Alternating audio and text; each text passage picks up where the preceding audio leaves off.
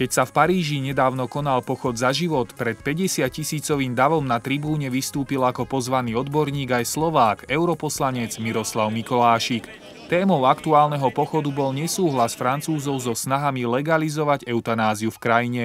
Čo bolo predmetom vystúpenia a ako postupovať v období pokusov o liberalizáciu najdôležitejšej hodnoty ľudského života.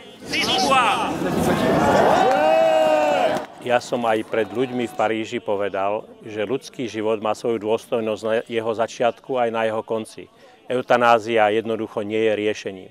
Ako odborník som sa vyjadril k tomu, že každú ľudskú bolesť je možné rozumne riešiť. Som anesteziológ a viem, že netreba preto zabiť človeka. Jednoznačne ako v Paríži, tak ale aj na Slovensku táto téma bude prichádzať a už je tu.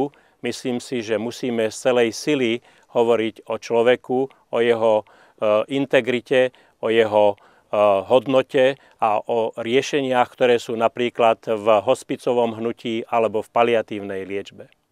Ako slávny francúzsky profesor Jérôme Lejeune povedal, veda je tu na našej strane.